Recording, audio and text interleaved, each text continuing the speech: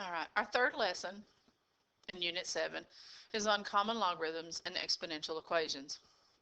And the beginning sheet of the notes that you have what look like have a picture of a crying baby on them, which comes from, I guess I don't have the example in here, but it looks like it has an example of a crying baby, which actually comes from the textbook that I used when I developed this lesson.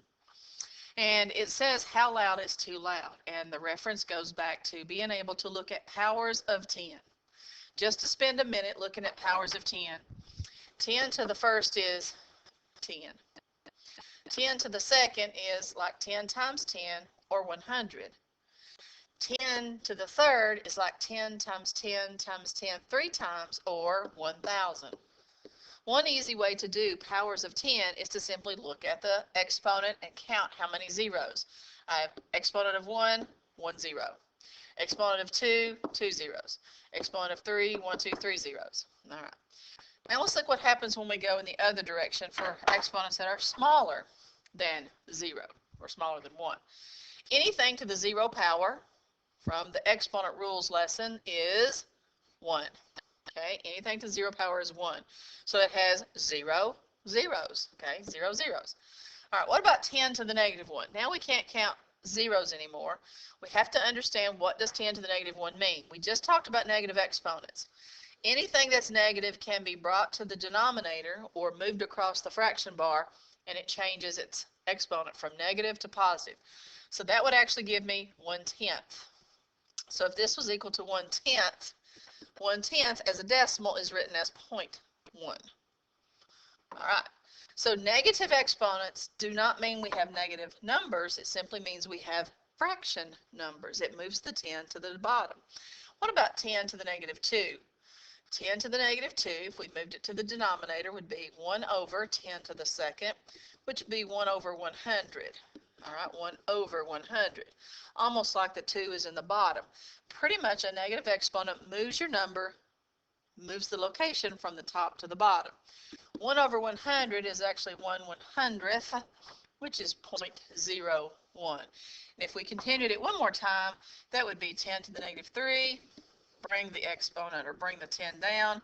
1 over 10 to the positive 3 would be 1 over 1,000, which is 1/1000th. Okay, 0.001, or has 3 decimal places total. All right, that's enough of that, just to try to refresh and take a look at powers of 10. So to connect into our lesson with logs, we're going to go straight to the number 1. And on your number 1, it's basically saying we want to explore powers of 10. So I'm going to talk about powers of 10. 10 to what power is going to give me my number? Okay.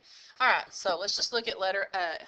All right, if I was talking about this and trying to raise it to a power of 10, what power of 10 is 100? And I hope that you can easily see it's 2, because we just kind of looked at that. 10,000. How many times do we multiply 10 by itself to get 10,000? Answer is 4. Like times 10, times 10, times 10, times 10. You can count your zeros. 1 million is 10 to the 6th. Pretty easy to find these exponents. What about 1 over, or 1/110? Actually, that's 1/100th. It's 1 over 100, or negative 2. That's 10 to the negative 2 power. What about E? It is not 10 to the negative 3. It is not 10 to the negative 3. Because if I take my 10 and I take 10 and I raise it to the negative 3, I do not get a negative. I get a positive number. So this one's going to be one of those ones that has no solution. Actually, it is not possible to raise any number to a power of 10 and get a negative number. Okay? Even negative exponents give us positive numbers, positive small numbers, positive decimals, but not negative numbers. So this one is not possible. Okay? No solution. Okay. Now let's talk about letter F. 3.45. Ooh. I need to know what power of 10 is 3.45. That is not easy to do, because it's not a power of 10 that I can easily do in my head. It's not 10 it's not 1 and zeros. Let me just ask and refresh. 10 to the 0 power is 1. 10 to the first power is 10. All right. If I'm looking for 3.45. 3.45 is a number that falls between 1 and 10. So that means that my exponent is going to fall between 0 and 1. It's got to be a decimal, point something. So now we're going to grab our calculators and just investigate that a little bit. We're trying to get 3.45 by playing with powers of 10. So let's raise 10 to the, what do you think? Oh, 0.4. 2.51. Nope, not close enough. 10 to the 0.5. Oh, closer. 10 to the 0.6. Ooh, too much. All right, it's going to be between 0.5 and 0.6. 10 to the 0.52. Ooh, closer. 10 to the 0.53. Almost. 10 to the 0.54. Okay, close enough. We're going to say that the exponent is 0.54. 10 to the 0.54 is the exponent I'm looking for. All right, again, that was not hard, but if we play with powers of 10, and that's what we're doing, we're exploring with our calculator, and that's what it asks us to do. We're exploring with our calculator, doing a little calculator exploration. All right. Now, let's take a look at our letter G. What? Did you figure it out already? I'm looking for what power of 10 will give me 34.5, but a negative 34.5. Did you figure it out? This one is also not possible. Why? I hope that you see there is no power of 10 that will give us a negative. I can get 34.5 probably, but I can't get the negative.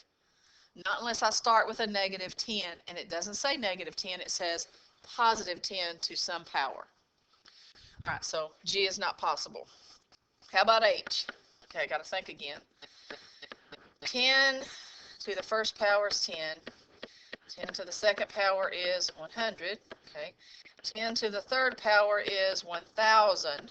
Okay. 345 is a number that falls between 100 and 1,000.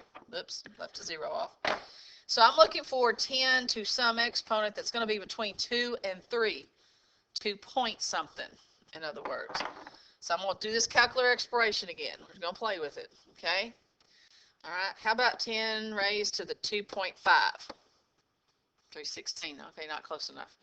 10 raised to the 2.6. Too big. Okay, it's got to be between 0.5 and 0.6. 10 raised to the 2.52. Not close enough. 10 raised to the 0.53. Ooh, closer. 10 raised to the 0.54. Yay, close enough. Oh, sorry. Oh, my bad. 10 raised to the 2.54. That gets me to 346, close enough. We're going to say that this is 10 to the 2.54 power. It has to be a number between 2 and 0.5. It turns out to be really, really close to this one we just previously did. And we're going to stop there just because it gets real tedious. Do you understand that we're playing with powers of 10? I want to emphasize that, powers of 10. All right. We do not need to worry about e's. And I'm going to skip. In the interest of going straight to our lesson, we are going to stop and not talk about number 2, which is actually a connection to the screaming baby, which you do have a picture of on your notes. All right. We just don't have time to connect it to this lesson at this time. We're trying to cut straight to the point of our lesson. All right. Now's the time to talk about the log button. Not going to spend a lot of time, but right here, I want you to get familiar with the log button. I want you to now know what the log button is. An exploration of a power of 10, as you probably discovered in your work and problems like we did in 1, it's not easy to figure out what a number is that doesn't already have 1s and 0s in it. Okay? We can try to, 10 to what power is 0.0? 10 to what power is 9.5? 10 to what power is 346? But we do have logarithms that can do that for us. And they're called base 10 logarithms. When you press the log key on your calculator, you're actually doing base 10 logs. So let me show you what I'm talking about. So notice that we have a log key right here next to the 7. Okay, that's the 7. Here's the log. Okay, so we have a log button right here. Keep pressing it. Log button's right next to the 7. Every time you press the log button, you're actually asking yourself what power of 10. Okay, so what we were doing with that exploration is kind of sort of something we could have done with the log key. Why didn't I tell you that when we started? Because I wanted you to explore and I want you to really appreciate what the log button does. That log button has a built-in power of 10 that it's doing. So if I ask you, and now let's look at number 3, let's use our calculators to do logarithms. If we typed in log of 100, it can do it for us. Log key, excuse me just one time, log key 100. I don't think you have to close the parentheses. It gives me an answer of what? 2. I want you to know that when you type in the log key means log with a base of 10. That's why these are called common logarithms or base 10 logarithms, because it's common base 10. That means 10 to what power is going to be 100, right? And so the answer is 2. And so now you're saying, oh, man, it's so much nice to have that key. I don't have to try to explore and figure out what power of 10 these other odd numbers go to. I don't have to play with 0.2, 0.3, 0.4. I have a calculator button that does that for me. Guess what it's going to do if you give it log of 10,000? It's log base 10, so we're solving powers of 10. What power of 10 is 10,000?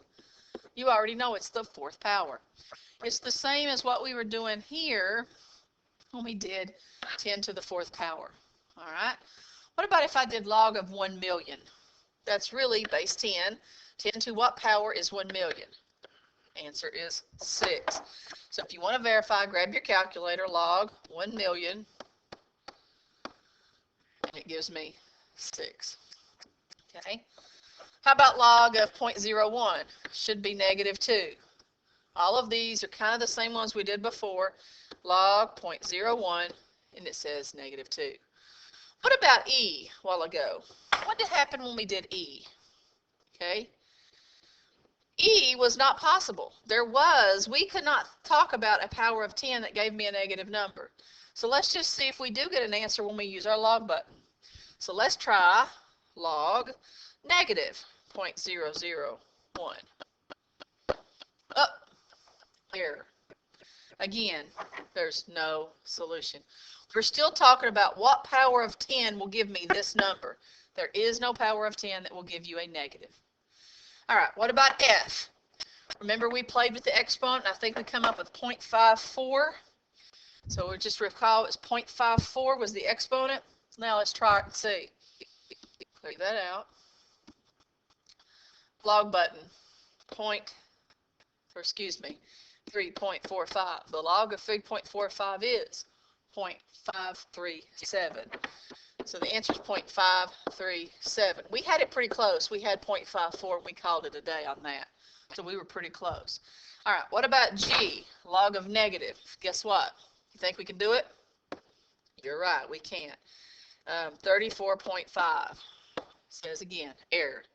You cannot do logs when you have negatives, okay? Empty, no solution. That one's empty. What about the log of 345? What do you think? Log of 345? Do you remember when it was 2 point something? So what is the log of 345? Okay, log 345, 2.537. We called it 2.54 because we were thinking that was close enough. What about the log? Now that it's easy, we have a calculator. Log 0.0023. Negative 0.26. You can have negative answers. You just can't take the log of something that is a negative number. So negative 2.6. Close enough. I hope that you now understand that when you press the log key, you're pressing the log key that has a built-in base of 10. And so all of your answers are the exponents to the base of 10. All right. Number 4. What do your results from number 3, especially parts E and G, tell you about the kinds of numbers that have logarithms? Kinds of numbers that have logarithms. Only positive numbers have have logs, have logarithms. Only positive numbers have logarithms. You can't take the log of negatives. It gives you an error. You get an error on the calculator. All right. There is no positive, there is no power of 10 that will ever give you a negative answer. As one more note, I do want to mention this one more thing. Okay. What do you think log of 0 is? What power of 10 would give me 0? Guess what? You think there is a power of 10 that will give you nothing? What's log of 0? Uh-oh, another error. So you can't take, there is nothing.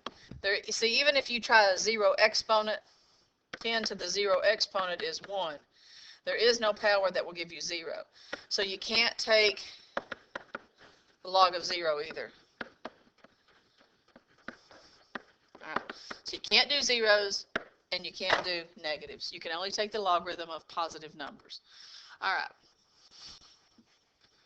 All right, let's continue talking about the definition of base 10 or common logarithm. And here's where I want to make a connection between two things that you're going to hear me talk a lot about. The two things are logarithms and exponentials. Just like we talked about two things that work together that cancel each other. Like we said, multiply and divide. If you multiply two numbers, you can undo that by dividing. Okay? If you have the square of something, you can take the square root and you can undo it. In other words, they're opposite operations of each other. They work together. Logarithms and exponentials are two cases just the same way. They work together. Okay?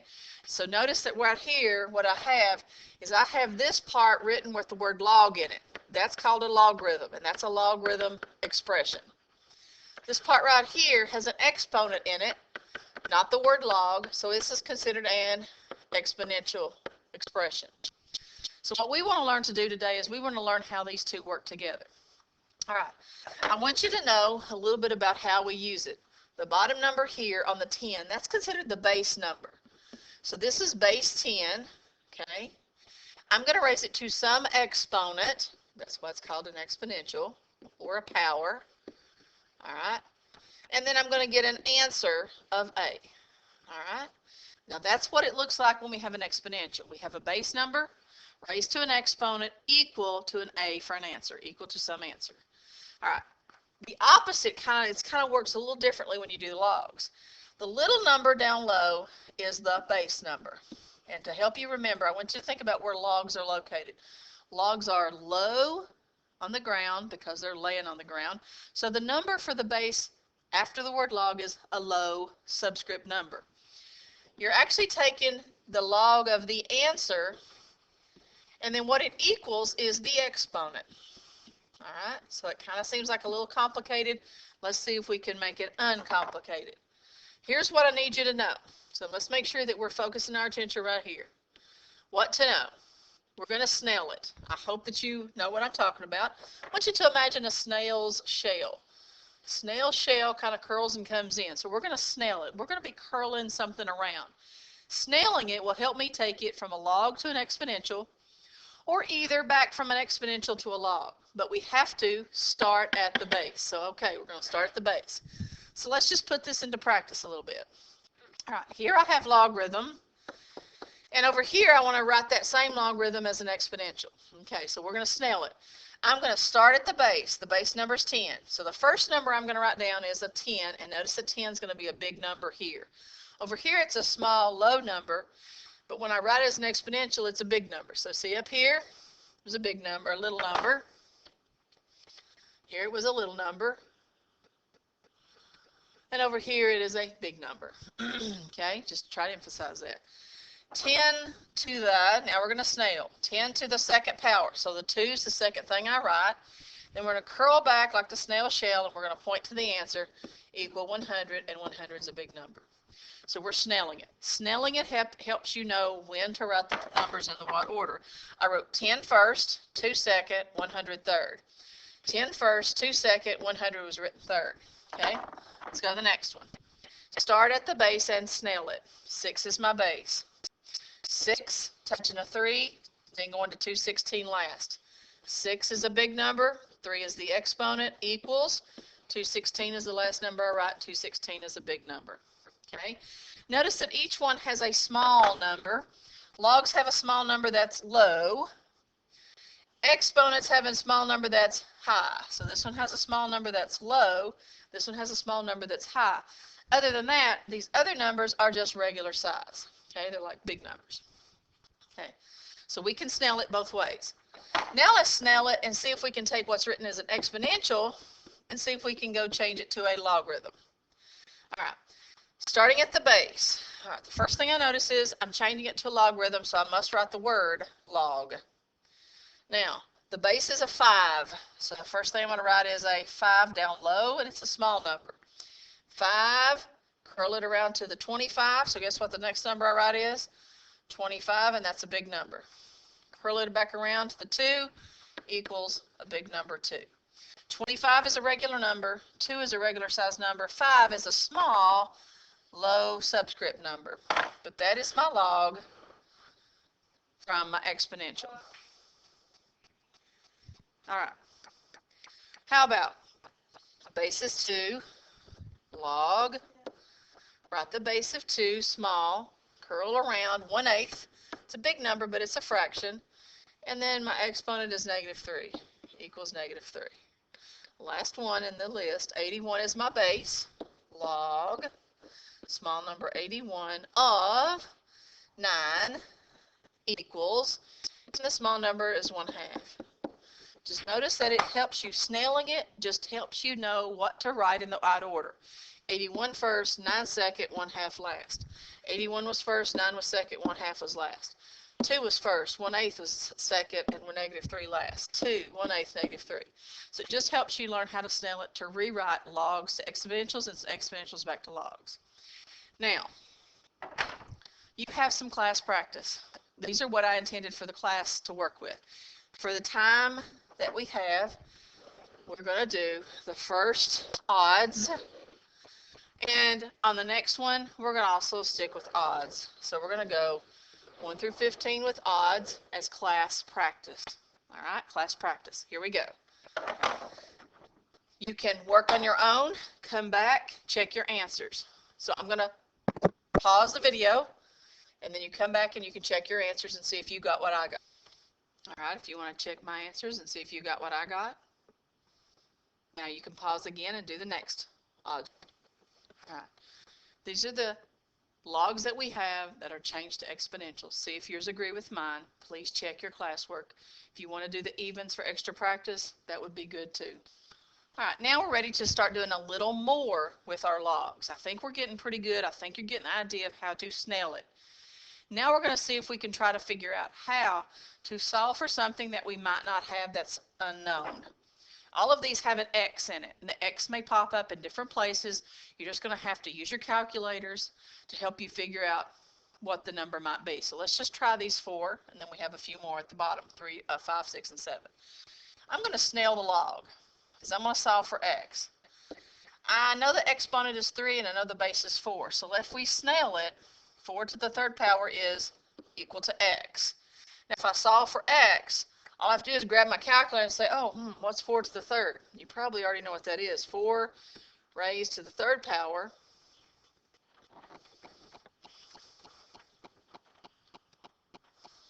let me get my calculator going.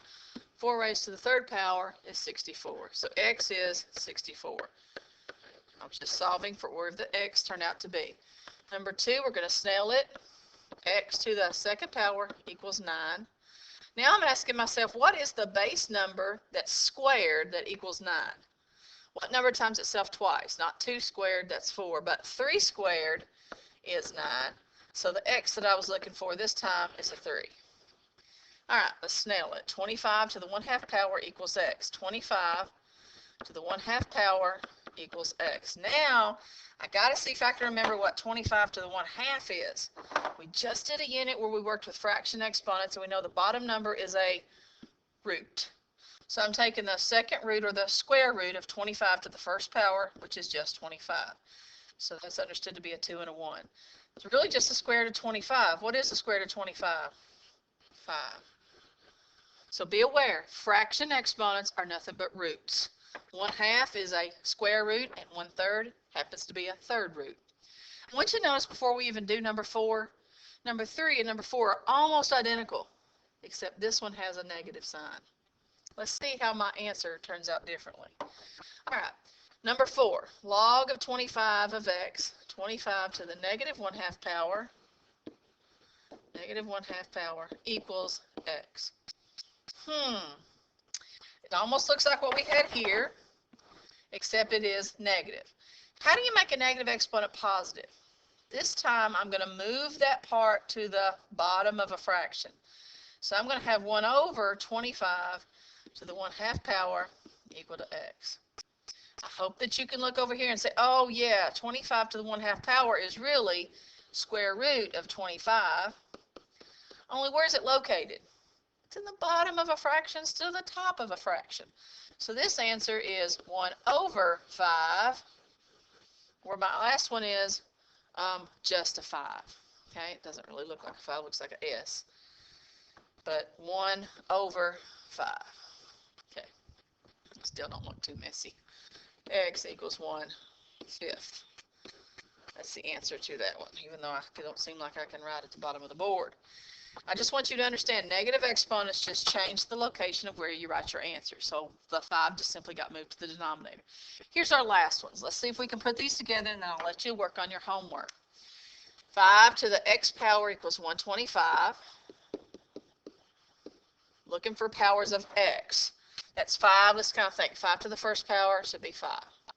5 to the second power is 5 times 5, which is 25. What's 5 to the third power? Let's times them by 5 again. I think if you grab your calculator and check, guess what 5 to the third is? Oh, sure enough, 5 to the third is 25.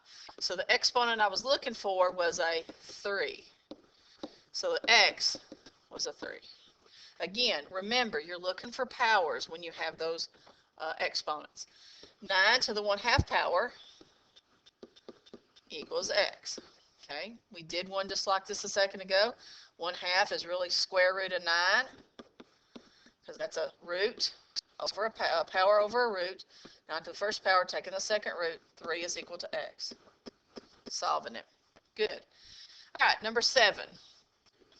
2 to the x power is 1/8. Ooh, interesting.